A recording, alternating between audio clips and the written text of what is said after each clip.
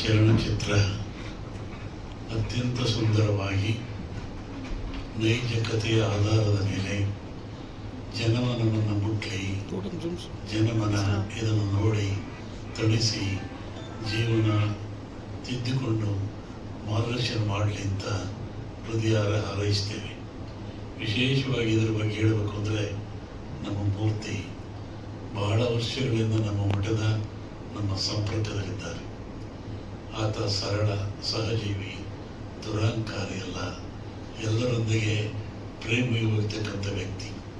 ಒಂದು ಸಲ ನಮ್ಮ ಹತ್ರ ಈ ಚಿತ್ರ ಮಾಡಬೇಕು ಅಂತ ಕೇಳಿದಾಗ, ಮಾಡಪ್ಪ ಸಂತೋಷ ಆಗ್ತದೆ, ಮಾಡು, ಜನಮನಕ್ಕೆ ಬರಲಿ ಅಂತ ಹೇಳಿದ್ವಿ.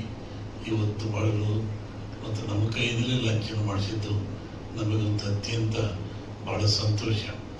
ಇಲ್ಲಿ ಒಂದು ವಿಶೇಷವಾದ ಗಮನ ನಾವು ಸಮಾಜ, ದೇಶ, ರಾಷ್ಟ್ರ ಗಮನಿಸಬೇಕು.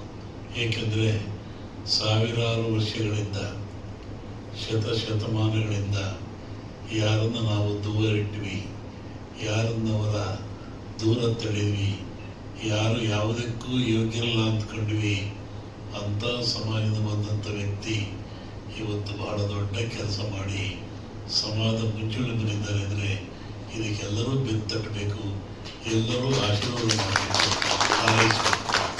ಇವತ್ತು ತುಳಿದಂಥ ಸಮಾಜ ಮೇಲೆ ಎದ್ದು ಬಂದು ನಾವು ಬಲ್ಲೆವು, ನಾವು ನಾಡಬಲ್ಲೆವು, ಆಳಬಲ್ಲೆವು, ಬದುಕಬಲ್ಲೆವು, ಎಲ್ಲ ರಂಗದಲ್ಲಿ ನಿಂತು ನಾವು ಶ್ರಮಿಸ್ತೀವಿ ಅಂತೇಳಿ ಇವತ್ತು ಕಲಾ ಪ್ರಪಂಚದಲ್ಲಿ ನಮ್ಮ ಮೂರ್ತಿ ಅವರ ಸಂಗಡಿಗರು ನಿಂತು ಮಾಡಿರ್ತಕ್ಕಂಥದ್ದು ಅತ್ಯಂತ ಶ್ಲಾಘನೀಯ, ಅಮೋಘವಾಗಿರ್ತಕ್ಕಂಥದ್ದು. ಬುದ್ಧಿ ಉಳ್ಳವರು ಮಾಡೋದು ದೊಡ್ಡದಲ್ಲ, ಜ್ಞಾನಿಗಳು ಮಾಡೋದು ದೊಡ್ಡದಲ್ಲ, ವಂಶಪಾರ ಬಂದಂಥ ಪರಂಪರೆಯರು ಮಾಡೋರು ಹಿಡಿದು ಎಲ್ಲರಿಂದೂ ಜೀವಿಸ್ತಕ್ಕಂಥ ಒಂದು ಸಮಾಜ ಇವತ್ತು ತಲೆ ಎದ್ದು ನಿಂತು ಈ ಸಮಾಜದಲ್ಲಿ, ಈ ರಂಗದಲ್ಲಿ ನಾವು ಬದುಕ್ತೀವಿ, ತೋರಿಸ್ತೀವಿ ಅಂತೇಳಿ ಮಾಡಿದ್ರಲ್ಲ, ಬಹಳ ಖುಷಿಯಾಯಿತು. ನಾನು ನೋಡಿದೆ, ಏನಪ್ಪ ಅವಾಗ ಹೆಂಗಿದ್ದೆ, ಈಗ ಹೆಂಗಿದ್ದೆ ಅಂತೇಳಿ. ಅವನಲ್ಲಿ ಕಲೆ ಮೇಲೇಸಿದೆ. ಆ ಹೆಣ್ಣು ಮಗಳು ಭಾಳ ತುಂಬ ಚೆನ್ನಾಗಿ ಮಾಡಿರ್ತಕ್ಕಂಥದ್ದು. ಇದು ಚೆನ್ನಾಗಿ ಆಗಬೇಕು, ಜನ ಪ್ರೋತ್ಸಾಹಿಸಬೇಕು, ಇದು ಸಮಾಜ ಒಪ್ಪಬೇಕು. ಇಂತಹ ಸಮಾಜದಲ್ಲಿ ಇದು ಬೆಳೆಯಲಿ ಭಾಳ ಹಾರೈಸಿ ಮೂರ್ತಿಯ ಮತ್ತು ಅವರ ಸಂಗಡಿಗರು, ಚಲನಚಿತ್ರರು ಮಾಡಿರ್ತಕ್ಕಂಥ ಕಾರ್ಯ ಅಮೋಘವಾಗಲಿ, ಇದು ಹೆಚ್ಚು ಓಡಲಿ, ಎಲ್ಲ ಕಡೆ ನಾಡಿ ಜನವನ್ನು ಗೆಲ್ಲಿ ಅಂತೇಳಿ ಹೃದಯದ ಆಶೀರ್ವದಿಸಿ ಇದು ಬಿಡುಗಡೆ ಮಾಡ್ತಾ ಇದ್ದೇವೆ. ಇರ್ತಕ್ಕಂಥ ನನ್ನ ಗುರುಗಳು, ನನ್ನ ದೈವಕ್ಕೆ ಸಮಾನರಾದ ಪೂಜ್ಯರಾದ ಗುರುಗಳಿಗೆ ನನ್ನ ಅಭಿನಂದನೆಗಳು. ನಾನು ಈ ಕಾರ್ಯಕ್ರಮವನ್ನು ಮಾಡಬೇಕಂತ ಹೋಗಿ ಕೇಳಿದಾಗ, ನಾನು ಬರ್ತೀನಿ ನಡೆಯೋ ಅಂತೇಳಿ ನನಗೆ ಆಶೀರ್ವಾದ ಮಾಡಿದ್ರು. ಇವತ್ತು ನನಗೆ ತುಂಬ ಸಂತೋಷ ಆಗ್ತಾ ಇದೆ. ನನ್ನ ಗುರುಗಳು ಬಂದು ನನಗೆ ಆಶೀರ್ವಾದ ಮಾಡಿರೋದ್ರಿಂದ ನನಗೆ ಅತ್ಯಂತ ಸಂತೋಷವಾಗ್ತಾ ಇದೆ. ಈ ಸಿಂಹಪುರಿಯ ಸಿಂಹ ಎಂಬ ಸಿನಿಮಾ ನಾವು ಒಂದು ಹಿಂದಿನ ಚರಿತ್ರೆಯನ್ನು ಆಧರಿಸಿ ನಾವು ಈ ಸಿನಿಮಾ ಮಾಡಿದ್ವಿ. ಏಕೆಂದರೆ ನಮ್ಮ ಮನೆ ದೇವರ ಒಂದು ಇತಿಹಾಸವನ್ನು ಹಿಡ್ಕೊಂಡು ಆಕೆಯ 1200 ವರ್ಷಗಳ ಹಿಂದಿನ ಒಂದು ಆಧಾರಿತ ಕಥೆಯನ್ನು ಇಟ್ಕೊಂಡು ಈ ಸಿನಿಮಾನ ಮಾಡಬೇಕಂತೇಳಿ. ಯಾಕಪ್ಪ ಅಂದರೆ, ನನ್ನ ತಾಯಿಯನ್ನು ಎಲ್ಲೋ ಒಂದು ಕಡೆ ನಾನು ಪ್ರತಿಷ್ಠಾಪನೆ ಮಾಡಿದೆ. ಆ ತಾಯಿನ ಸಾವಿರಾರು ಕಣ್ಣುಗಳು ನೋಡಬೇಕಂತ ನನ್ನ ಆಸೆ ಇತ್ತು. ಹಾಗಾಗಿ ನಾಯಕನ ಇದು ಇವತ್ತು ಲಾಂಚ್ ಆಗ್ತಾರೆ. ನನಗೆ ತುಂಬ ಸಂತೋಷ ಆಗ್ತಾ ಇದೆ. ನನ್ನ ಆಸೆಯಂತೆ ನನ್ನ ತಾಯಿಯನ್ನು ನೂರಾರಲ್ಲ, ಸಾವಿರಾರು ಕಣ್ಣುಗಳು ಆಯನ್ನು ನೋಡಿ ನಮಗೆಲ್ಲ ಆಶೀರ್ವಾದ ಮಾಡಬೇಕು. ಇಡೀ ಕರ್ನಾಟಕ ಜನತೆ ನಮ್ಮ ಸಿನಿಮಾವನ್ನು ನೋಡಿ, ಚಿಕ್ಕ ಮಕ್ಕಳಿಂದ ದೊಡ್ಡವರವರೆಗೂ ಈ ಸಿನಿಮಾವನ್ನು ನೋಡ್ಬೋದು. ನೋಡಿ ಒಂದು ಪೌರಾಣಿಕ ಒಂದು ಇತಿಹಾಸ, ಆವತ್ತಿನ ರಾಜ, ಇದರ ಸಂದೇಶ ಏನಂದರೆ, ಆವಾಗ ಒಂದು ರಾಜ ಇರ್ತಾನೆ. ಆ ರಾಜ ಅವರ ಹತ್ರ ಇದ್ದಂಥ ಮಂತ್ರಿ ಕುತಂತ್ರಕ್ಕೆ ಬಲಿಯಾಗಿ ಅವರು ಸತ್ತೋಗ್ತಾರೆ. ಸತ್ತೋದಾಗ ಅವನ ಸಂಪತ್ತು ಅವನಿಗೆ ಸಿಗಬೇಕನ್ನೋ ಒಂದು ಕಾನ್ಸೆಪ್ಟಲ್ಲಿ ಈ ಸಿನಿಮಾ ನೋಡಿ ತುಂಬ ಚೆನ್ನಾಗಿ ಮೂಡಿ ಬಂದಿದೆ. ಎಲ್ಲರ ಆಶೀರ್ವಾದ, ನನ್ನ ಗುರುಗಳ ಆಶೀರ್ವಾದ ನನಗೆ ಸಿಕ್ತು. ತಮ್ಮೆಲ್ಲರ ಆಶೀರ್ವಾದ ನನಗೆ ಸಿಗಬೇಕು. ಇಡೀ ಕರ್ನಾಟಕ ಜನತೆ ನನ್ನ ಈ ಸಿಂಹಪುರಿಯ ಸಿಂಹವನ್ನು ನೋಡಿ ನನ್ನ ತಾಯಿಯನ್ನ, ನನ್ನ ಗುರುಗಳನ್ನ ಕಣ್ ತುಂಬಿಸ್ಕೋಬೇಕಂತೇಳಿ ನಾನು ಮತ್ತೊಮ್ಮೆ ನನ್ನ ಗುರುಗಳ ಪಾದಕ್ಕೆ ವಂದಿಸುತ್ತಾ ಅವ್ರು ಬಂದು ನನಗೆ ಆಶೀರ್ವಾದ ಮಾಡಿದ್ರಲ್ಲ, ಅದಕ್ಕೋಸ್ಕರ ತುಂಬ ಹೃದಯದಿಂದ ನಾನು ಅವರನ್ನು ಅಭಿನಂದಿಸ್ತೇನೆ. ನನ್ನ ಹೃದಯದಲ್ಲಿ ನನ್ನ ಗುರುಗಳು ಎಷ್ಟೊಂದು ನಾನು ಆಳವಾಗಿ ಪ್ರೀತಿಸ್ತೀನಿ ಅಂತ ಅವ್ರಿಗೆ ಗೊತ್ತು. ಹಾಗಾಗಿ ಹೆಚ್ಚಾಗಿ ನಾನು ಮಾತಾಡಲ್ಲ. ನನ್ನ ಗುರುಗಳು ಬಂದಿದ್ದು ನನಗೆ ತುಂಬ ಸಂತೋಷ ಆಗೈತೆ. ನಾನು ಅವರಿಗೆ ಅಭಿನಂದನೆ ಸಲ್ಲಿಸ್ತೀನಿ.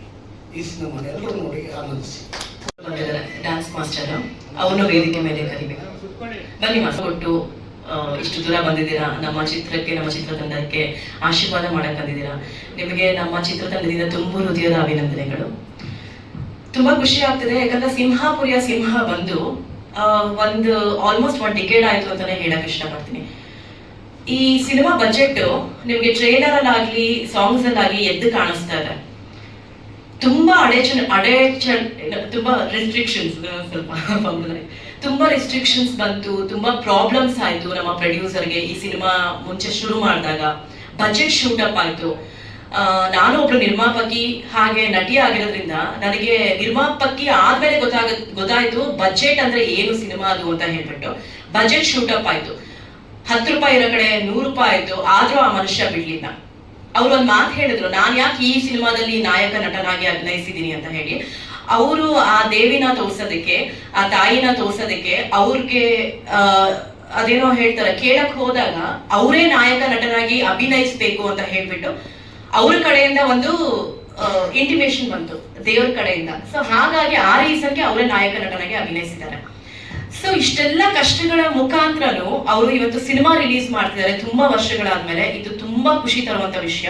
ಅದಕ್ಕೆಲ್ಲ ನಮ್ಮ ಸಪೋರ್ಟ್ ಆಗ್ಲಿ, ನಿಮ್ಮ ಸಪೋರ್ಟ್ ಆಗ್ಲಿ ಬೇಕೇ ಬೇಕು.